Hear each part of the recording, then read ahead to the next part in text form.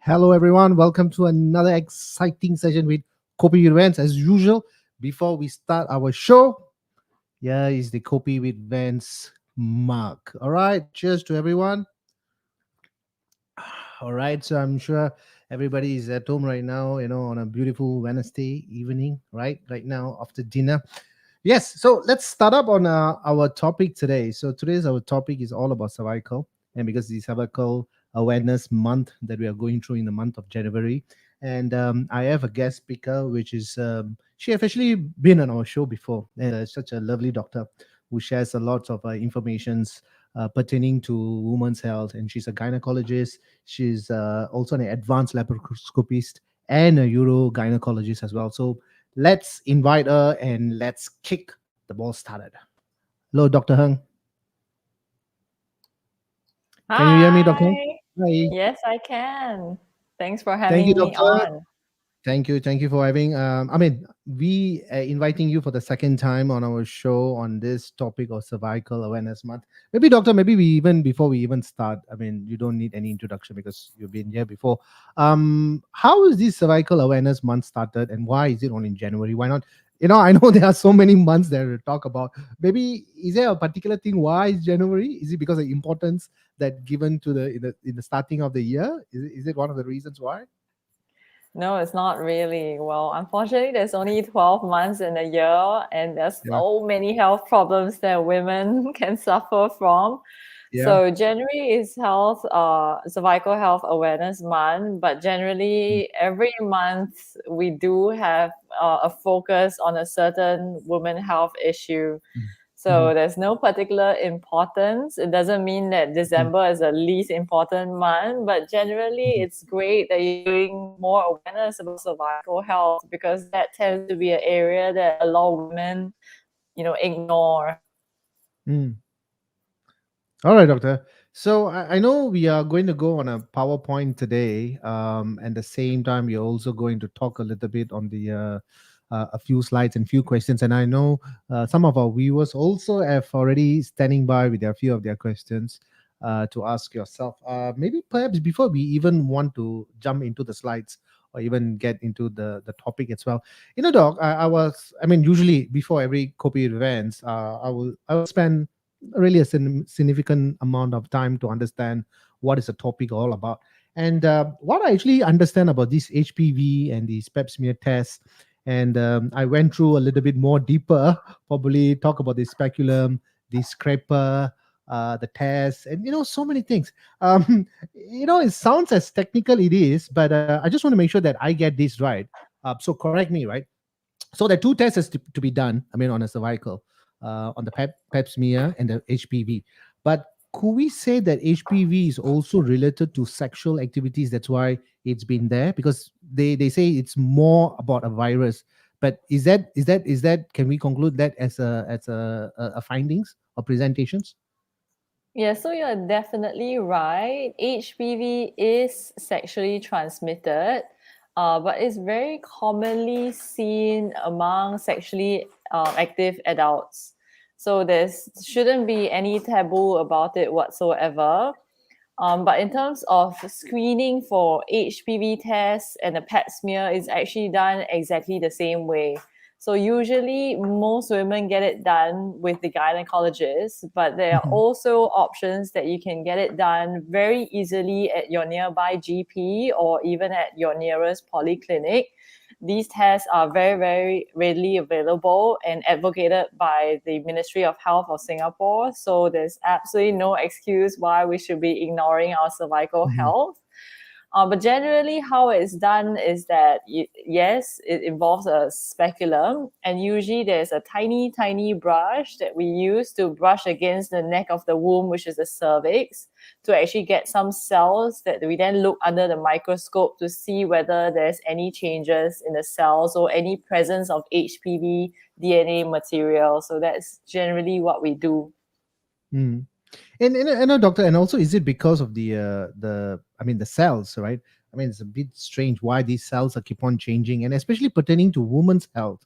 Women tend to, I'm not sure if I'm saying it this right, but I think I have seen many cases, probably you will agree or disagree, that women tend to suffer a lot of health issues comparison to men. I mean, is it because of the rebirth, the production system, the ovaries? Is it because of all these things that women have to make sure that yearly they have to keep on doing all these tests to make sure that they stay not only fit but also be healthy as well? Is it one of the reasons? Unfortunately, in exchange for our ability to get pregnant and nurture a child for 9 months in our womb and basically our childbearing abilities, women have exchanged that with a whole host of health problems that men actually don't need to suffer from. So that's actually, I guess, a pro and a con when you think about it. But I'm sure at the end of the day, a lot of women will never trade this ability for anything else under the earth. So it's probably a balance that we women have to take in terms of taking care of our own women health and also sharing in this joy of motherhood. Mm, okay. Okay, Doc. So I think we will go into the slides as what you have prepared, and then perhaps then later we will go into more details and explore a little bit more. Sure. All right. So yeah. So viewers who are watching this, please do share and like as well, so that more people can actually come on board and view Dr. Ng's presentation. We are talking about the Cervical Awareness Month, that is January. So please do share and like. Thank you. So in the meantime, if you do have any questions, you can also post it in the comment section where we are going to take it on shortly after the presentation. So yeah, it is. So can you see my slides? Yes, we do. Yeah. Okay. So, in honor of January, obviously for Cervical Health Awareness Month, there are just a couple of slides that I've prepared that I feel that are must knows for every woman out there. And so, before we start, we'll just go through the whole anatomy of a woman. So, I have here a diagram that shows the woman reproductive organs. So, at the central of it all is the womb, otherwise medically known as the uterus. And then from the uterus itself extends two fallopian tubes, and that's where the meeting place of the sperm and egg usually takes place. And then the end of the fallopian tube will be your left and right ovaries. Now, at the bottom of the womb or the uterus is actually called the neck of the womb or the cervix, and that's really where the opening to the womb is. Beyond that is then the hollow tube known as the vagina, and beyond that will be the vulva, which is the external genitalia. So the focus on our talk today would be the neck of the womb, otherwise known as the cervix. And you can see here on the chart on the right that I've put up is actually from the Singapore Cancer Registry. And it actually talks about the top 10 cancers affecting women in Singapore from 2014 all the way to 2018. So you can see here the usual suspects. The first one, breast cancer. But you do see here that cervical cancer actually features at number 10, which over 1,000 new cases of cervical cancer being diagnosed in women in Singapore per year. So it's definitely something that we need to look into and raise awareness about as well. So a lot of people ask me, what is the risk factor of developing cervical cancer? And the answer is really rooted in human papillomavirus infection, or otherwise known as HPV. It's Yeah. not just a HPV infection, but the key is that it needs to be of the high risk type and it needs to be persistent. Only when you get a persistent high risk HPV infection, then you are at a higher risk of developing cervical cancer. Now, it's very, very important to know that in the early stages of cervical cancer, some or most women can have absolutely no symptoms at all.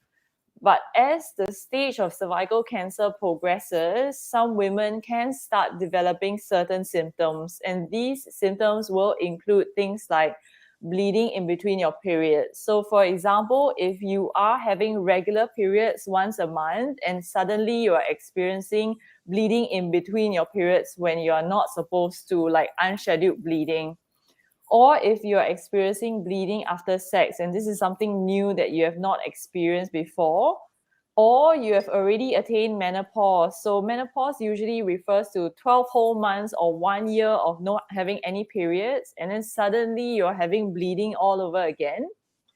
Or some women may experience some very foul smelling or increased amounts of vaginal discharge. And then there are some women who may report having discomfort during sex. If you are having one or more of these symptoms, then it's highly, highly recommended that you get yourself checked out by your gynecologist, especially if you have been neglecting your cervical health and not have had any cervical screening in the recent past. Now, one take-home message at the end of today is that if it's detected in the early stages, cervical cancer is very easily treatable. So you should try and look out for the symptoms as early as possible and seek medical attention. Now, this flow chart is something that I go through with all my patients who come to me for cervical health screening. And I'll go through it in detail so that you understand what's going on. So on the left-hand side is normal, and on the right-hand side is cervical cancer. What women need to know is that from normal to cervical cancer is a very, very slow process. It takes many, many years before one starts developing cervical cancer. And before cancer, there's usually always a stage called precancerous changes that starts occurring in the cells. Although these cell changes can be then classified into mild, moderate, and severe, that's what the pap smear is supposed to pick up. It's designed to pick up precancerous changes in your cells, and that's the reason why you should be doing it at least once every 3 years. But of course, from research, we have now realized that HPV infection, is the one that is causing the precancerous cell changes in the cervix. And so from there, we have designed a HPV test, whereby if you take this test and you test negative for any HPV presence, then your risk of having cervical cancer in the next 5 years is extremely low. Therefore, you can then afford to test yourself at a longer interval, once at least every 5 years or so. But if you take this HPV test and it comes back positive, it doesn't mean that you need to panic, because most of the time it doesn't mean that you have cervical cancer. It really depends on what type of HPV you tested positive for. Sometimes it's as simple as taking the same sample and running a pap smear and making sure that HPV infection hasn't caused any precancerous cell changes. But of course, if it comes back really positive for a super high risk type, then you may need to go for something called a colposcopy. A colposcopy is pretty similar to how a pap smear is done, except we make use of a special machine called a colposcope, and that has a few magnifying glasses that we look into more detail of your cervix, where we apply different medications on the cervix and look for any color changes that might light up the precancerous cells. And then from there, we may need to take some biopsies here and there. Now, very, very much like COVID, HPV being a virus, there are many, many different strains. So there are over 100 different types of strains of HPV, and we group them into two groups. One is the high risk, which is the cancer-causing type, and the other one is the low risk, which is a non-cancer causing type. And so among the high-risk group, aka the cancer-causing group, we do know that the 16 and the 18 cause majority of cervical cancers, up to 70% of them.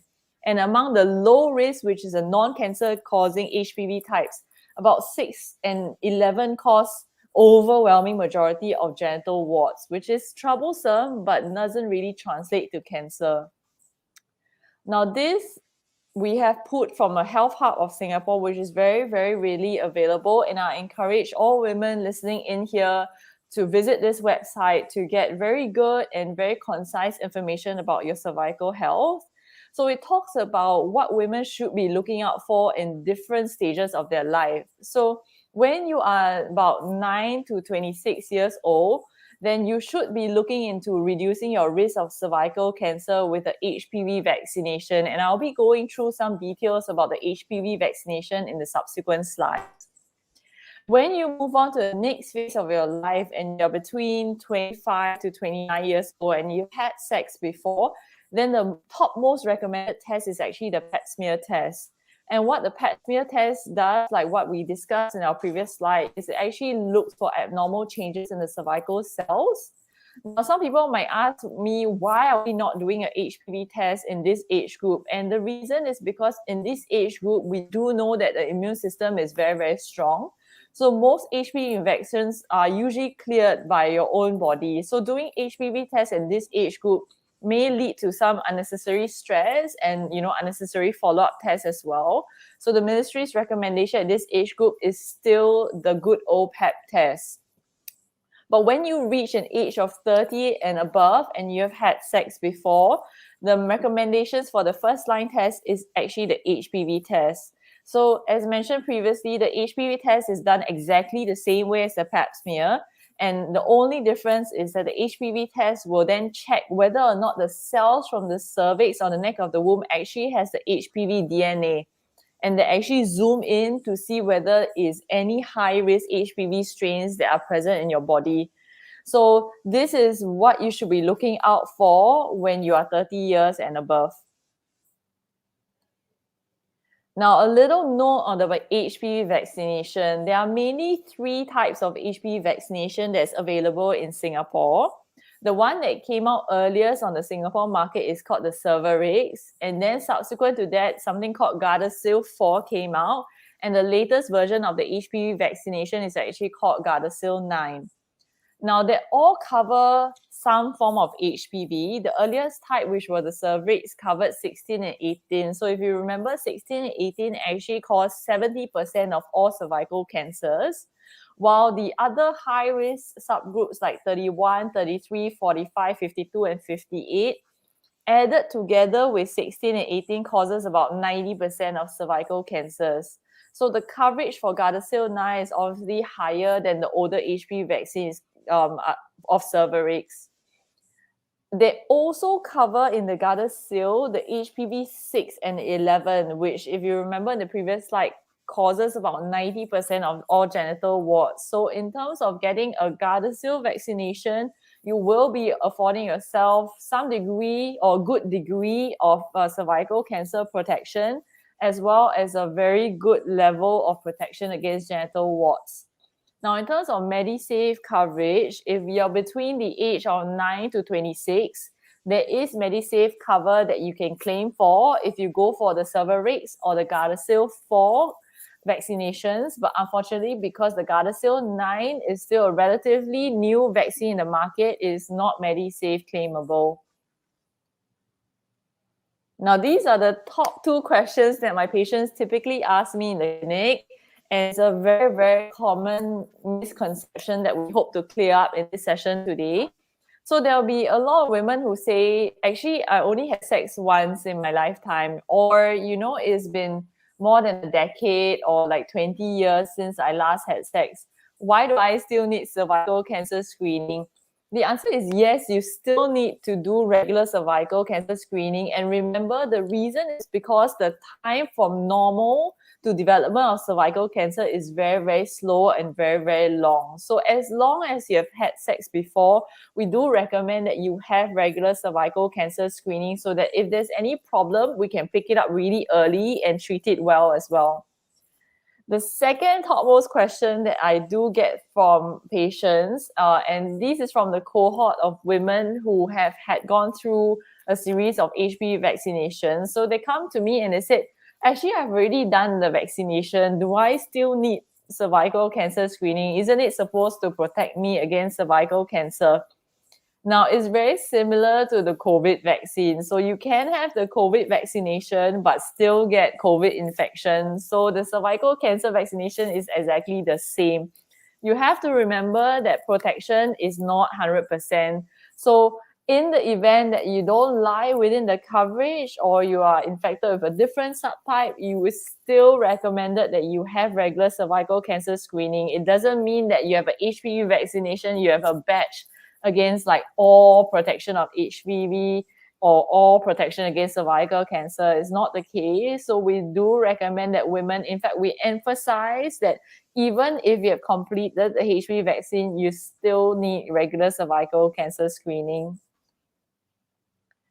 So Thank that's you. it for my slideshows. Doc, so that was very good because that actually given a little indications what they should do. But of course, we have more questions that's going to come up. But is the HPV vaccination, right? We talked about it. Is it a compulsory for all women? Because we do have another set of question that if a woman says, hey, you know what, I'm a virgin, all right, do I need to have this vaccination? No, whether I have to get the test done, cervical test, cancer test done. So, what is your expertise, doc, on that particular Yeah. question itself? So currently, the HPV vaccination is not compulsory in Singapore, although we as gynecologists are really pushing for ministry to make it compulsory, because how often can you say that there's a vaccine against cancer? You know, if we can have vaccines against breast cancer, colorectal cancer, to be honest, I think a lot of us will sign up for it immediately. Yeah. So the fact that modern technology has managed to come up for quite effective vaccination, in fact, it was just published not long ago in a very high impact journal that the HPV vaccination actually reduced the incidence of cervical cancer by 90%, which is a staggering amount. So if only we can make it compulsory and MediSafe claimable for all women in the appropriate age group to get this HPV vaccination, I think in 10, 20 years down the road, when we look at the top 10 cancers affecting women in Yeah. Singapore, you will soon see that the cervical cancer is not even in that list. And that is really a dream of a lot of gynecologists out there, you know, to actually reach that stage of very high cervical health awareness among women. So Mhm. that's what we aspire towards, and that's why we are actually here this evening. Yeah, doctor, is it could be the reason because of the fear of the unknown of the vaccination, perhaps, right? The HPV, or even if they fear of having this pap smear, because if I mean, because the procedure sounds a little, I mean, of course, probably some people, what you're putting a speculum and then you're going to do scrap out and then you're going to do a test and then within 3 weeks I'm going to get an answer. So probably the unknown fear is one factor. Another factor is, will I have pain? Um, Probably best would be you, doctor. I mean, if you can tell our viewers what is the pain threshold one should not be fear of. I think the fear of the unknown can stop us from doing and achieving a lot of things. That's very important. But you need to understand why you're doing the test in the first place. So a lot of women, when they actually understand the importance of this test and they actually talk through the whole procedure of the gynecologist, they actually learn to be able to relax during the pap smear. And to be honest, if you are relaxed, generally the pap smear can be done in less than a minute. It's not something that you need to struggle for, like, 10 minutes on the couch or something like that. As long as you are relaxed, you know what you're in for. you know mo- Most women can get it done in seriously like 30 seconds or less than 1 minute, so there's nothing very much to be afraid of. But one important note is that if you are virgin, which means that you never had sex before, there's actually no need to do the HPV or pap smear at this point of time, because we don't want to be doing anything funny to the hymen. But once you have had an experience with sex, you have sexual intercourse before, then it's definitely recommended that you start thinking about doing pap smears and HPV tests. And that is the same principle why we recommend the HPV vaccination to be done in women from 9 to 26 years old, because we assume from the research that in this age group, you will find the highest proportion of women who haven't had their sex debut before. So if you have not had sex before, then it's a very high likelihood that you haven't been exposed to the HPV virus before. And therefore, getting the vaccination at this point of your life stage would be the most efficacious. So that's what we are basically aiming for. Doctor, in Singapore itself, when we talk about all the other part of the cancers, right? Of course, the lung, the brain, and so many cancers are there. Is it could be the lack of exposures or the awareness or the education on the cervical, especially, or even the stats. Of course, stats is just a number of metrics, but what is the stats in Singapore? I mean, do we have any kind of stats that we compare a woman, let's say 1 to 10 or 1 in 100? What is the possibilities a woman may have a cancer, the cervical? Actually, the possibility is not high and is actually going down. And we've seen a positive trend in the past 10 years since the HPV vaccination was introduced in Singapore. So we hope that this trend will continue. But in terms of, the incidence of cervical cancer, it's actually about only 10% of new cases if you think about breast cancer.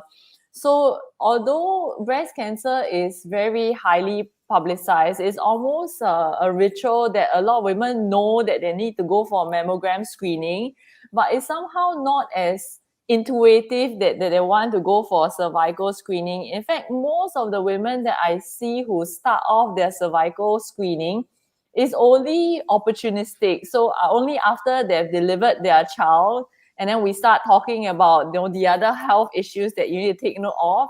That's only Yeah. the first time that they realize, oh, I need to do cervical screening. I never thought about that before, because a lot of women, their first contact with a gynecologist is usually only when they fall pregnant and when they are due for childbirth. And so we as gynecologists usually try and take the opportunity to try and educate our patients as far as possible. Even we catch them just after the delivery and say, look, these are things that are very, very important, because unfortunately it's not at the point in our society is as ingrained as doing a mammogram screening in terms of the pap smear and the HPV test. And also, if we catch it earlier, I mean, doing the testing, the pap smear test to find out whether you got HPV or the cancer, the treatments will be faster, and can the cancer be chased away? Yes, so definitely if you detect pre-cancer changes or even the early stages of cervical cancer, it's super treatable. In fact, for all of the pre-cancer changes, if you're able to detect it in that stage, treatment is as simple as a day surgery procedure. It doesn't involve you even going through a major operation or staying in the hospital for days on end. So the most important crux is that you should catch it at the pre-cancer stage so that you can get treatment over and done with quickly. But even if you only manage to catch it in the cervical cancer stage, as long as it's in the early stage, it's very easily treatable with just simple operation and a very, very high success rate, a cure rate as well. Also, doc, is it could be also be the reason of stress? Can stress affect your civic? Well, there hasn't been a very definite link to link stress and your cervical health, although there have been some studies to show that women with cervical cancer and a stress related disorder, they are somehow more likely to die from the disease. And also, there have been some studies to show that if you are a pregnant mom and you are under a lot of stress, then there's usually also a slightly higher increased risk of you going into preterm labor. So there's no definite link between stress and the cervix, but definitely stress has been implicated in a lot of diseases, and the cervix is, one of them. And doc, how about the food? I mean, we always want to talk about the food. Is there any particular food that is good for the cervical? A particular thing that for your? I mean, I'm not sure, because that one of the questions that always pops up whenever we talk about a health topic. Well, in terms of food for the cervix, there aren't any specific, but we do know that incorporating a diet that is high in antioxidants is actually very helpful for your cervical health. So antioxidants would include things like vitamin A, C, D, and E, and there's also a compound called lycopene, which is readily available in things like tomatoes, watermelons, and stuff, and those have actually been shown to reduce your risk in developing pre-cancer of the cervix or even cervical cancer. But generally, I think it's a good idea to incorporate antioxidants in your diet in general, not just for your cervical health, but overall health as well, because it's been shown to reduce free radical damage. Free So it's radicals, something yeah. that you should certainly think about. And I think they also should consider, I mean, everyone should have a dietitian or nutritionist to actually to understand, what we are putting in. I mean, most of the time, we are binging on something that we are eating out of hunger. So I think that also could be one of the factors as well, like stress. Stress eating as well is also an issue right now. I think most of us are doing that. So yes, definitely, doctor. And how about I also have got a question, doc. I mean, frequent that we want to get this cervical checked on a yearly basis. I mean, of course, it's been a challenge to get a woman to understand that this is important to come in. But if one has done it in the first year in 2022, when will be the next test should be?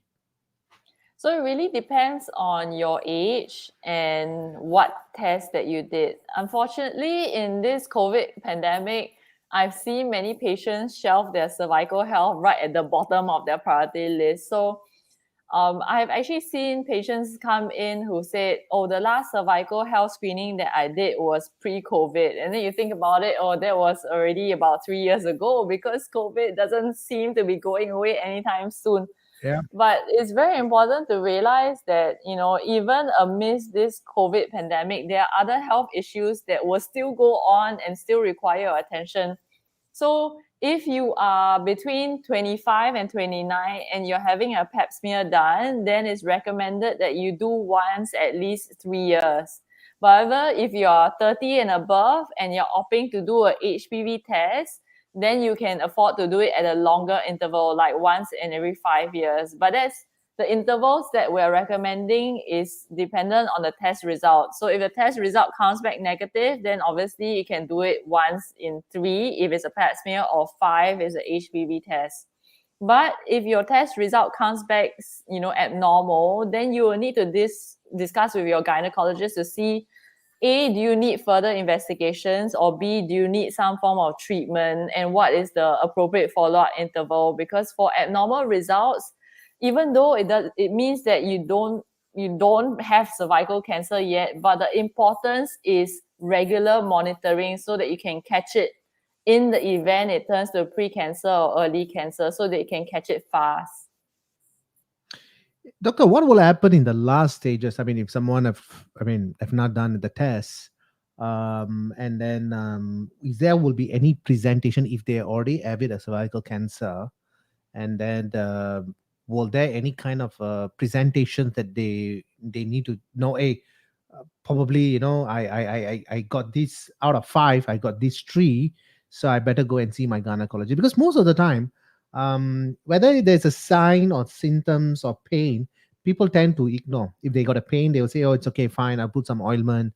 Or if I got a headache, but if the pain persists for more than 1 or 2 days, probably the recommendation, then I think they should go and check with the professionals, with doctors, not just taking it and just taking it easy. But for cervical cancer, if someone has already had it, right, and the person doesn't know it, will there be any presentations like pain, bleeding, or maybe they're losing weight, or will there be any kind of negative presentations that we are looking at? So the big problem with cervical cancer is that majority of women don't have any symptoms until it's too late. And that's the reason why we try to advocate screening and catching things early. Because by the time you get to the stage that you're starting to have symptoms, typically when we investigate, then we already find that the cervical cancer is quite advanced in terms of stage. But some symptoms to look out for would be definitely bleeding when you don't expect to be bleeding. So even if you're having, little bleeding episodes in between your periods, and you know that your period is not due to come, anytime soon, or you're having bleeding after sex, then it's time to probably get yourself checked out by a gynecologist. In fact, some women may not have abnormal bleeding at all. They just actually have only, they seem to have more discharge than usual. And then the discharge seems to smell a little bit off. And those kind of circumstances, you should also get yourself checked out by a gynecologist. Because by the time you get into symptoms of pain or loss of appetite, loss of weight, then those are really, really quite advanced already. So you don't really want to get to the stage. Okay, doc, I got a question from a viewer here right now, mentioning about the IUD. All right, can IUD increase the risk of cervical cancer?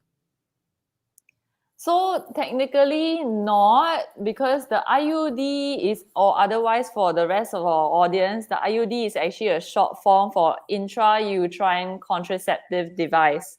So the IUD is something that's fitted inside the womb to actually do some functions. So one is for birth control. That's the most common reason why we use it. And sometimes the IUCD that is implanted with hormones, otherwise known as the Mirena, can also work to help women with period problems like super heavy periods or very painful periods. And so the IUD being situated in the womb itself doesn't really have too much effect on the neck of the womb, which is the cervix. So it hasn't been shown to put you at a higher risk of cervical cancer. But with a IUD inside or without a IUD, you should still stick to the same intervals of cervical cancer screening that we recommended earlier. So the presence of IUCD doesn't really make a difference on as to how often you should be screening for cervical cancer. Thank you, doctor. Thank you for that. I hope that has answered that particular viewer. I have another one. Of course, that's through the message itself. I think pretty shy. Not to mention him here. Okay, I won't mention. I've actually, I mean, not high, but she, so seems like a high. Okay. I have installed IUD a couple of years back and I was conceived. My gynecologist was shocked and I was double shocked together with my hubby. Until now, we have our third child and we can't find the IUD where it went. So I mean, I'm sorry. Congratulations on your second kid or third kid, but but so yeah. So I think our concern is where is the IUD, and both of them are shocked. Does this happen, doc? Yes, it does happen, but I think okay, overwhelming majority of the time, if you can't find the IUCD, most likely it's dropped out. And because the IUCD is such a very, very small device, so actually the actual IUCD itself is only about 2.5 centimeter. It's super small actually. So most of the time, if it gets flushed out, I would say that it probably happened when you were having your periods in the toilet or something like that. And before you knew it, it dropped out and it got flushed out of the toilet.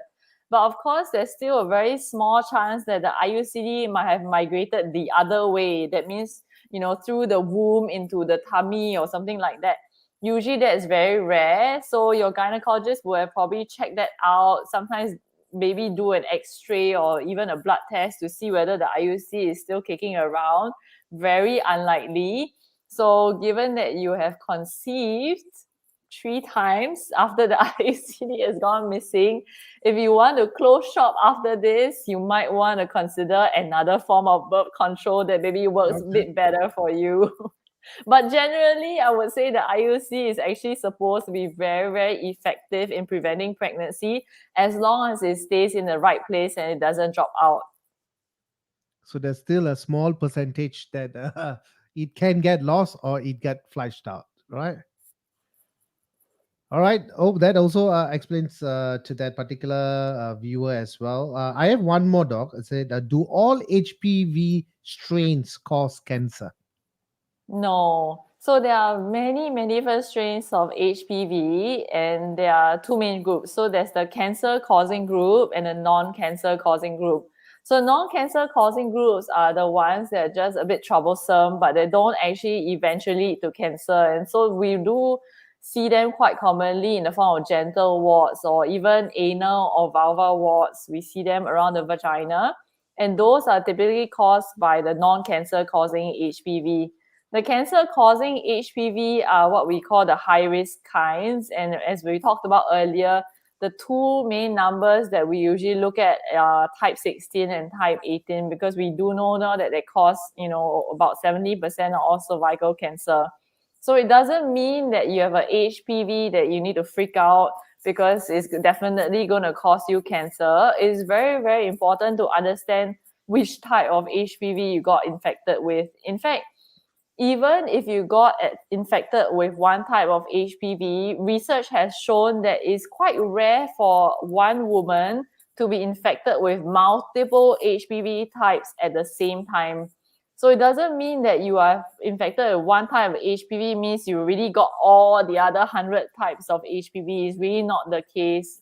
So it's very important to understand, number one, which type that you got infected with, and whether or not it has any cancer causing consequences. And that's probably something that you need to talk about in when you discuss with your gynecologist. Doc, we have. I think our talk has made sense to some women out there because she just messaged saying that in our message as well. Thank you for these vents and Dr. Ng. I make an appointment for cervical cancer screening. Thank you. You can actually look for Dr. Ng from ACRM.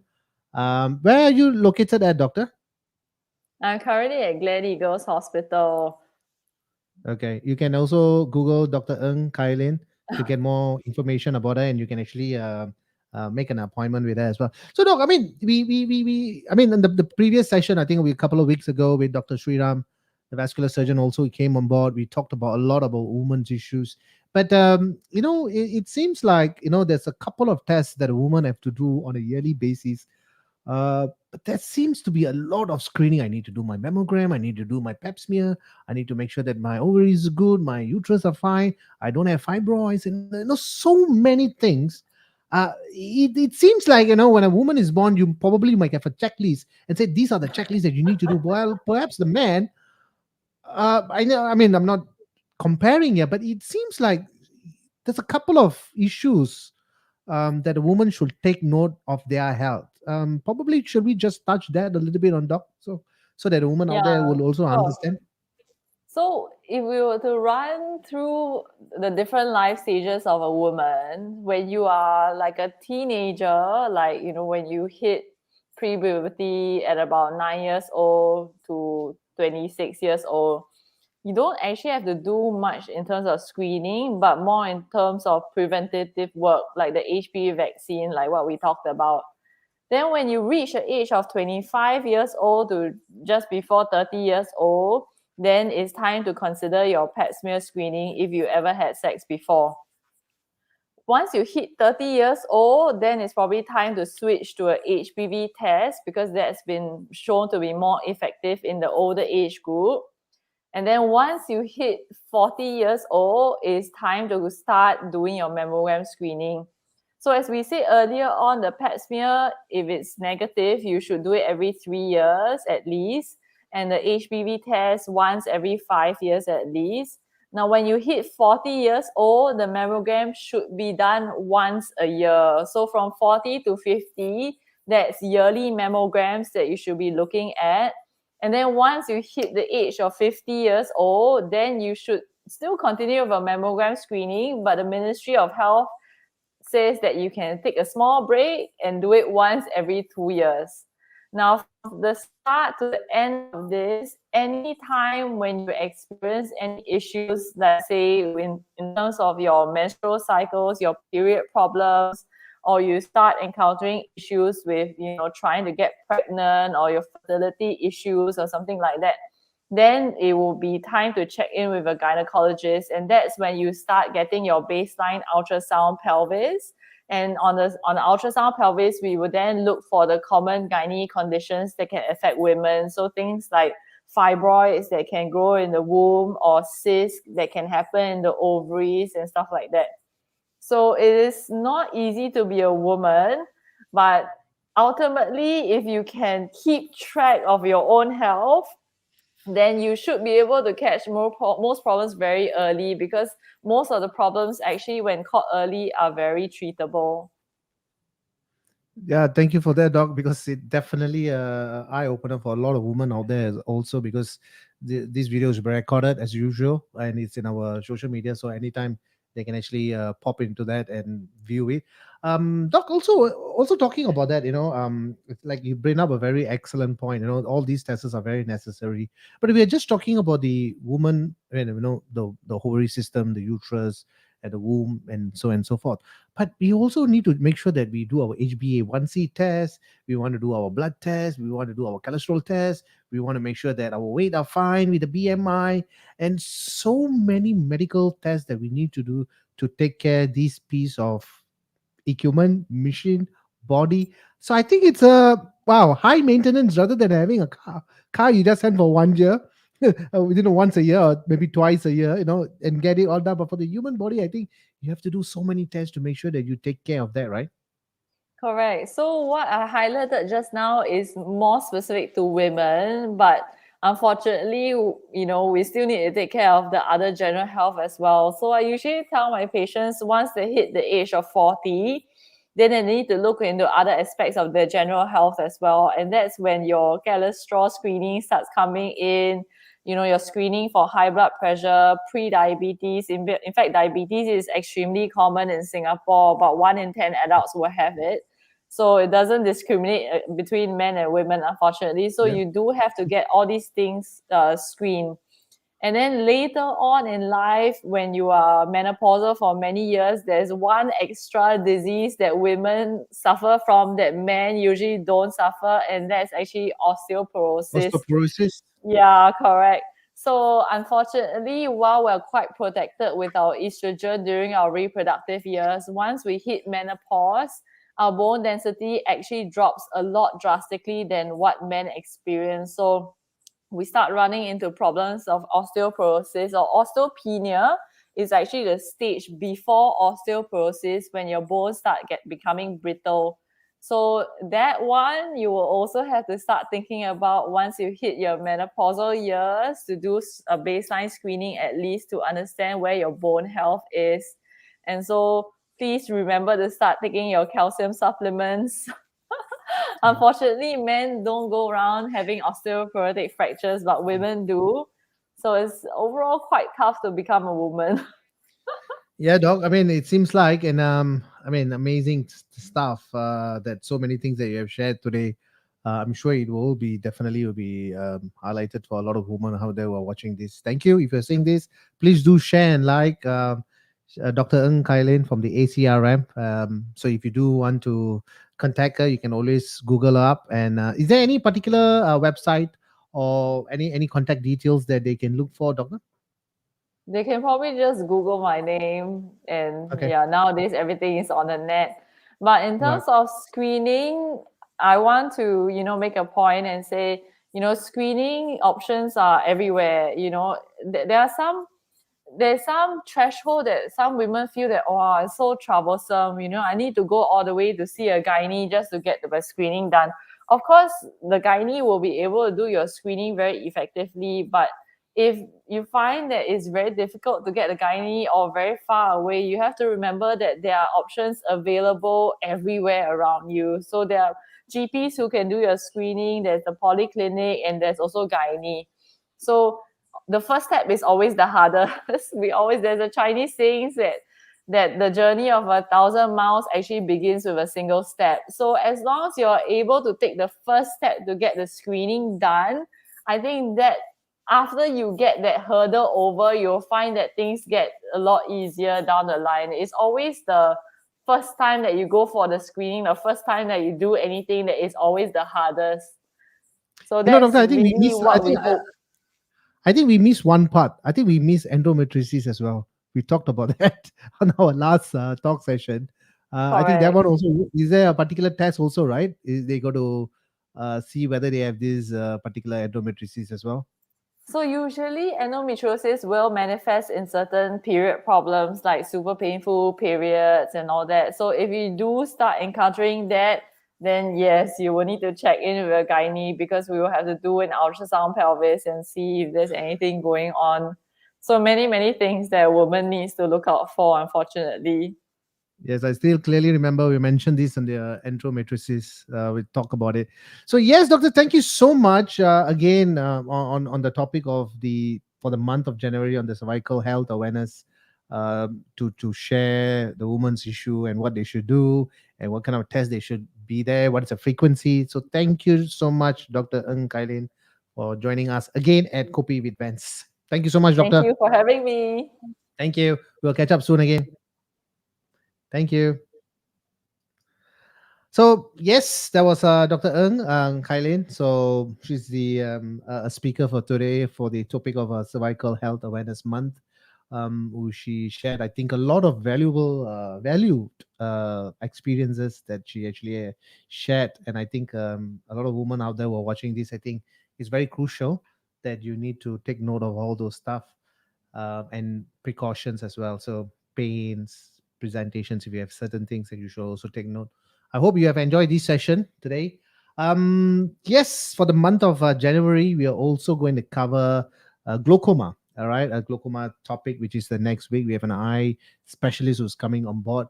Just a little bit on glaucoma. I'm not going to touch a lot of that. Just a little bit. It's a high condition, right? And that damage the optic nerve as well, and the health, which is very vital for good vision, especially. These damage are often caused by abnormal high pressure in your eye. So sometimes it's good to see, to check your high pressure as well.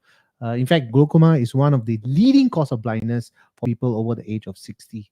Nowadays, it can probably in the early 50s, maybe mid 50s. We do not know, right? But I think all these answers will be given by a specialist who will be joining us next Wednesday at 9 p.m. on the topic of eye care. All right. So, yes, it's time for me to sign off. And again, I'll be joining you 9 p.m. Wednesday at Kopi with Vance. For now, adios, amigo. As usual, I say that. Catch you all around. Bye bye.